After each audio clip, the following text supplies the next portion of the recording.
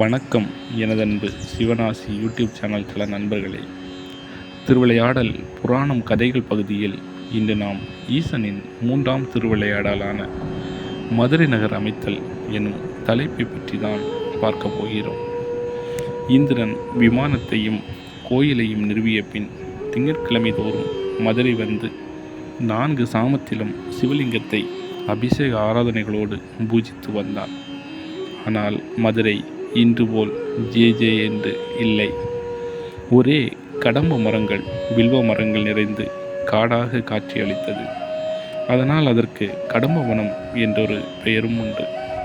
மனிதர் போக்குவரத்தே கிடையாது. மணவூர் என்ற ஊரில் தனஞ்சயன் என்ற ஒரு வியாபாரி, பெரும் பணக்காரன், சிவபக்தி கொண்டவன்.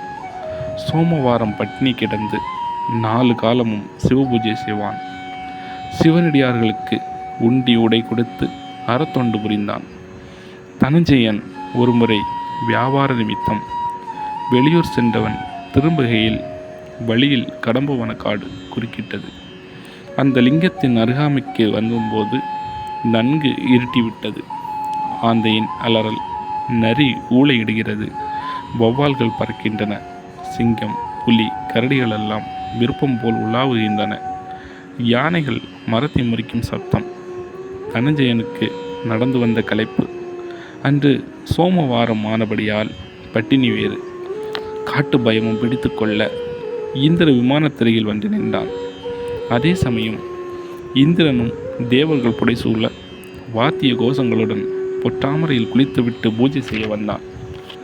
தனஞ்சயன் பெரும் சிவபக்தன் அல்லவா? இதை கண்டதும் மகிழ்ந்து பயம் நீங்கி அவனும் நீராடி பூஜை செய்ய புறப்பட்டான். தன்னுடைய மூட்டையிலிருந்து கஸ்தூரி, குங்குமப்பூ எடுத்து அரைத்து சுவாமிக்கு அபிஷேகம் செய்து பாமாலைகள் பாடி வணங்கினான். இரவு அப்படியே ஆனந்தமாக ஒரு நொடியில் கழிந்தது. விடிந்ததும் இது கனவா என்று திகைத்தான். இந்திரன், தேவர்கள் இவர்களை அவனுக்கு எப்படி தெரியும்? ஆயினும் அவன் மனவுரை அடைந்ததும் அரசன் குலசேகர பாண்டியனிடம் இந்நிகழ்ச்சிகளை தெரிவித்தான். மன்னன் பெரும் குழப்பமடைந்து இதை நினைத்து கொண்டே தூங்க சென்றான். கனவில் சிவபெருமான் சித்தர் வடிவில் தோன்றி, குலசேகரா, மன ஊருக்கு மேற்கில் ஒரு பெரிய கடம்பவன காடு இருக்கிறது. அங்கு இந்திரனால் கட்டுவிக்கப்பட்ட விமானத்தடியில் நான் இருக்கிறேன். அந்த காட்டை திருத்தி நாடாக்கி உன் தலைநகராக ஆண்டு வந்தால் சீரும் சிறப்பும் பெறுவாய் என்று கூறி மறைந்தார். கனவு கலைந்து மன்னன் எழுந்தான். மன்னன் பெரும் சிவபக்தன், நீதி நெறி தவறாதவன். தன் கனவை அமைச்சர்களிடம் தெரிவித்தான். எல்லோருமாக வணிகன் குறிப்பிட்ட இடத்தை அடைந்ததும் தன் கனவில் கண்டபடியே இந்த இடம் இருப்பதை அறிந்து அரசன் மகிழ்ந்தான். பொய்கையில் நீராடி சிவலிங்கத்தை வணங்கினான். இறைவன் கட்டளைப்படி நடப்பது என்று தீர்மானித்தான். ஆனால் எப்படி நகரத்தை அமைப்பது, நகரத்தின் எல்லைகள் எவை என அமைச்சர்களுடன் குழம்பிக் கொண்டிருக்கையில் ஒரு சித்தர் வந்தார். அவர் எவ்வாறு இருந்தார் தெரியுமா?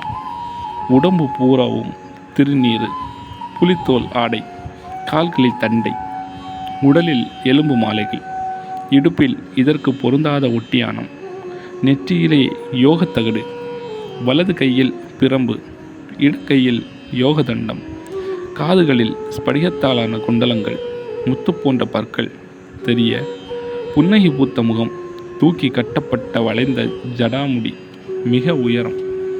வந்தவர் நேராக அரசனிடம் போய், என்ன எல்லோரும் கவலையாயிருக்கின்றீர்களே, எதை பற்றி குழப்பம் என்று கேட்டார். மன்னன் பணிவுடன் தன் கவலைக்கான காரணத்தை சொன்னான்.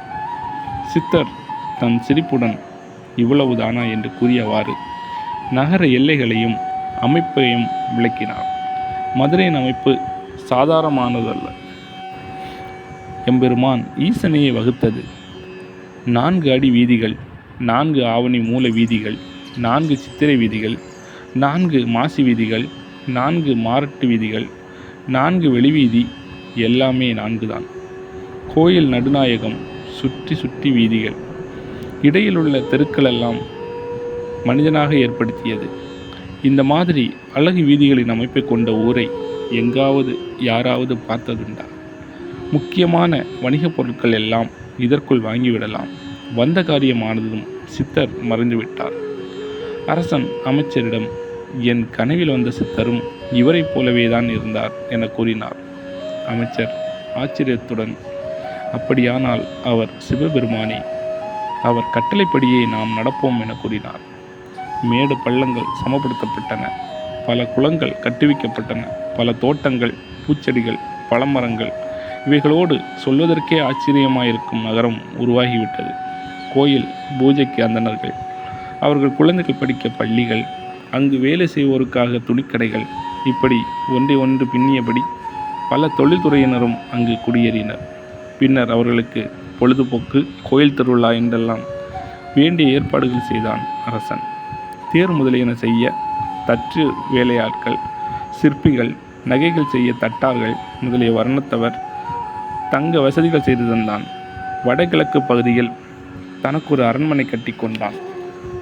பின்னர் இறைவனின் ஆணைப்படி ஊருக்கு காவலாக கிழக்கே ஐயனார் கோவிலையும், தெற்கே 7 தாய்மார் கோயிலையும், மேற்கில் விஷ்ணுவையும், வடக்கே பத்திரகாளியையும் பிரதிஷ்டை செய்தான். அதற்கு பூஜை செய்ய ஆட்களையும் அவர்களுக்கு வேண்டிய வசதிகளையும் செய்தான். 4 வீதிகளாக திட்டமிட்டு அழகாய் அமைந்திருப்பதால் மதுரைக்கு நான்மாடக்கூடல், நான்காலய நகரம் என்றெல்லாம் காரண பெயர்கள் உண்டு. எல்லா வீதிகளும் கடைசியில் கோயிலில் வந்து கூடுவதால் இதற்கு கூடல் நகர் என்றொரு பெயரும் உண்டு. பாண்டிய மன்னன் தினம் 3 வேளையும் ஆலவாய் பெருமானை வணங்கி வந்தான். இறைவன் அருளால் போரில் இவனை எதிர்த்த எதிரிகளை வெற்றி கொண்டான்.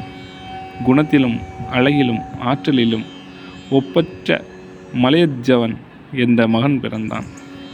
நீண்ட காலம் அரசாண்ட பின் ராஜ்யத்தை மகனிடம் ஒப்படைத்துவிட்டு எல்லோரும் பார்க்க சுந்தரலிங்கத்தின் கர்ப்பகிரகத்துக்குள் சென்று லிங்கத்தை பணிந்து வலம் வந்து லிங்கத்துடனேயே கலந்து விட்டான் அரசன். சிவபெருமான் சித்தாக வந்து நகர அமைப்பும் செய்து கொடுத்தது அவரது 3வது திருவிளையாடலாகும். இந்த 3ஆம் திருவிளையாடலை பக்தி சிரத்தையுடன் படிப்பவருக்கும் கேட்பவருக்கும் சொந்த வீடு, நிலம் வாங்கும் பாக்கியம் ஏற்படும். நீதிமன்றங்களில் நடக்கும் வழக்குகள் ஜெயமடையும். கடன் தொல்லை நீங்கும். எமது யூடியூப் தள நண்பர்களான உங்கள் அனைவருக்கும் அதன் பலன்கள் கிடைக்கும் என்பதை கூறி விடைபெறுகிறேன். நன்றி, வணக்கம்.